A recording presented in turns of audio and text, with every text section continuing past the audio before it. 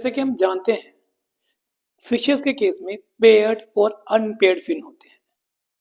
Paired fin में pectoral और pelvic fin आ जाते हैं और अनपेयर्ड फिन में dorsal fin, ventral fin, anal fin और कॉर्डल फिन आते हैं। कॉर्डल फिन एक ऐसा टॉपिक है जो कि इतनी इजीली ग्रास्प नहीं होता अगर हम उसकी टाइप्स के ऊपर जाते हैं तो डिफरेंट डिफरेंट बुक्स में कॉर्डल फिन्स के बारे में लिखा हुआ है और कुछ एमलगम सा बन गया हुआ है जिससे हम आइडेंटिफाई नहीं कर सकते कि कौन सा पहला फिन था, उसके बाद क्या सीक्वेंस रही होगी। आज इस टॉपिक में हम लोग टाइप्स ऑफ कॉर्डल फिन पढ़ेंगे और समझने की कोशिश करेंगे कैसे एक फिन ने दूसरे फिन में कन्वर्जन की होगी या दूसरे फिन को इवॉल्व किया होगा। सबसे पहला जो फिन हम स्टडी करते हैं, मैं कॉर्डल फिन की बात कर रहा हूं, वो है protocercal tail. Proto mean primitive type. ये सबसे सिंपल और प्रिमिटिव टाइप का फिन है जिसमें आप देखोगे कि ये कॉर्डल फिन है और वर्टिबल कॉलम जो है वो टू द एंड तक पहुंची हुई है। इस फिन में कोई लोब नहीं है, राइट। तो ये जो वर्टिबल कॉलम है ये फिन को इक्वली दो हिस्सों में डिवाइड कर रही है। जो ऊपर वाला हिस्सा है फिन का, इसे हमेशा एपिकॉर्डल बोला जाता है और एपिकॉर्डल लोब, और जो नीचे वाला हिस्सा है इसे हमेशा हाइपोकॉर्डल लोब कहते हैं। ध्यान देने जोगे जो बात है वो ये है कि यहां पर ऑलरेडी दो लोब बने नहीं थे, ऑलरेडी सिंपल सा फिन है जिसमें वर्टिबल कॉलम ने उसे दो हिस्सों में डिवाइड किया हुआ है। इसी के साथ दूसरी जो टाइप आती है वो आती है डाइफाई सर्कल टेल। दोनों काफी मिलती जुलती हैं। अब डिफरेंस क्या है कि डाइफाई सर्कल टेल में भी वर्टिबल कॉलम कॉर्डल फिन के एंड तक जाती है। इसमें भी दो इक्वल लोब बनते हैं, एपिकॉर्डल और हाइपोकॉर्डल लोब, राइट। लेकिन जो नोटिस करने वाली चीज है कि यहां पर लोब बने हुए थे। तो एपिकॉर्डल और हाइपोकॉर्डल यहां पर दो हिस्से थे, ऊपर वाला और नीचे वाला, लेकिन यहां पर लोब बने हुए थे। डाइफाई सर्कल टेल में कॉर्डल फिन के लोब बने होते हैं और वो लोब की इक्वल डिवीजन हो जाती है, ऊपर वाला भी आधा बराबर, नीचे वाला भी आधा बराबर। प्रोटो सर्कल प्रिमिटिव टाइप का है तो वो दिखता है साइक्लोस्टोम में, लेकिन डाइफाई सर्कल प्रिमिटिव टाइप में भी दिख सकता है और जो बाद में आई फिशेस है उसमें भी देखा जा सकता है। डेट इज वाई ये कोलियोकैंथ में भी दिखता है और लंग फिशेस में भी ये हमें देखने को मिलता है। और देखिए ये सिंपल टाइप का था। जब ये वर्टिबल कॉलम ऊपर की तरफ मुड़ी होगी तो ऑब्वियसली बात है एपिकॉर्डल लोब छोटा हो जाएगा और हाइपोकॉर्डल लोब बड़ा हो जाएगा, और उस टाइप के फिन को हम हिट्रो सर्कल टेल कहते हैं। तो सिंपली क्या, वर्टिबल कॉलम जब ऊपर मुड़ी तो वो हिट्रो सर्कल टेल बन गई।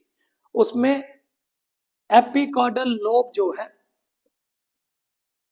वो क्या है, छोटा है, स्मॉलर है, लेकिन जो हाइपोकॉर्डल है वो लार्जर साइज है।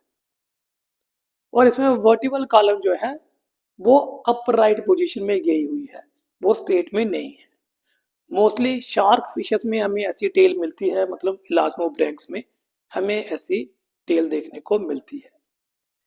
फिर हिट्रोसर्कल टेल की जो वर्टिबल कॉलम है धीरे धीरे पीछे आना शुरू हुई और बाद में इसने जाके होमोसर्कल टेल बनाना जो है वो शुरू किया था। बट हिट्रोसर्कल टेल जो है वो एकदम से होमोसर्कल टेल में कन्वर्ट नहीं हुई। तो पहले थोड़ी सी वर्टिबल कॉलम पीछे तक पहुंची, जैसे कि आप यहाँ पर देख सकते हो, और ऐसे टाइप का फिन यहाँ पर अभी भी हाइपोकॉर्डल लोब कंपैरेटिवली थोड़ा बड़ा है, एपिकॉर्डल लोब कंपैरेटिवली छोटा है लेकिन इससे बड़ा है। हिट्रोसर्कल से कंपेयर किया जाए तो एपिकॉर्डल लोब अभी थोड़ा बड़ा है, लेकिन होमोसर्कल टेल से कंपेयर किया जाए तो अभी एपिकॉर्डल लोब छोटा है। तो ये इंटरमीडिएट स्टेज है। तो ये रखना दिमाग में कि हिट्रोसर्कल ने होमोसर्कल बनाया है, बट इंटरमीडिएट स्टेज को एब्रीविएटेड हेटेरोसर्कल कहते हैं। जो कि इसमें वर्टिकल कॉलम अभी भी थोड़ी सी अपराइट पोजीशन में है, तो यहाँ पर एपिकार्डल छोटा है, हाइपोकार्डल बड़ा है, और ये दिखती है कार्पाइक में और बोफिन फिशेस में। इसके बाद जब ये वर्टिकल कॉलम और थोड़ी सी कम हुई लेकिन अभी भी स्लाइटली बेंड है, तो ऐसी टेल को हम लोग होमो सर्कल टेल बोलते हैं। सुपरफिशियली देखा जाए तो हमें दिखता है कि एपिकार्डल और हाइपोकार्डल टेल जो है वो दोनों इक्वल डिवाइडेड है, बट रियलिटी में क्या होता है कि इन फिशेस में epicardial lobe basically totally reduce हो गया होता है, डीजनरेट हो गया होता है, और ये जो पूरा पूरा कार्डल फिन है ये बेसिकली हाइपोकार्डल लोब ने बनाया होता है। तो आप ये याद रखिएगा कि हेटेरोसर्कल टेल में एपिकार्डल लोब छोटा था, एब्रीवेटेड में थोड़ा सा बड़ा था, लेकिन होमोसर्कल टेल में जो कार्डल फिन बना हुआ है वो हाइपोकार्डल लोब की वजह से बना हुआ है, क्योंकि एपिकार्डल लोब उसका ऑलमोस्ट डीजनरेट हो गया होता है। और वर्टिकल कॉलम अभी भी स्लाइटली अपवर्ड है। इसका मतलब एपिकार्डल लोब जो बना है, बेशक वो हाइपोकार्डल लोब नहीं बनाया, वो अभी भी छोटा है इंटरनली, लेकिन एक्सटर्नली देखा जाए तो दोनों बराबर हैं।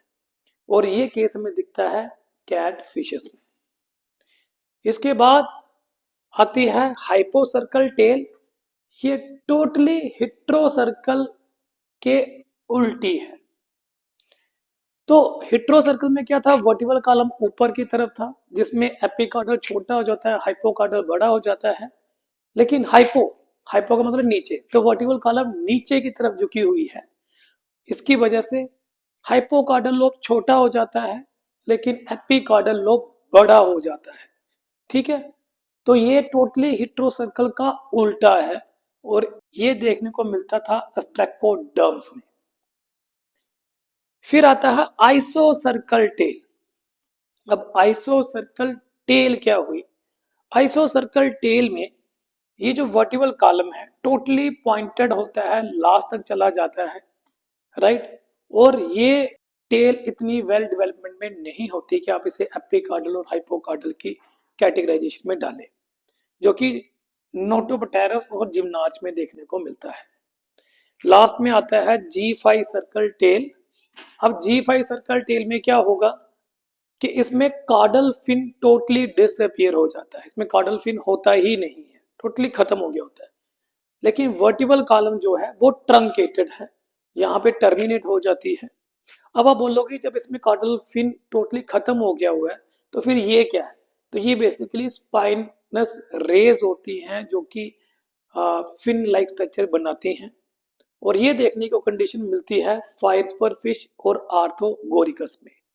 तो इस केस में जो फिन है वो डिसअपियर है, टोटली डीजनरेटेड है, वर्टिकल कॉलम ट्रंकेटेड हो जाती है, रास्ते में ही रुक जाती है क्योंकि आगे फिन ही नहीं है।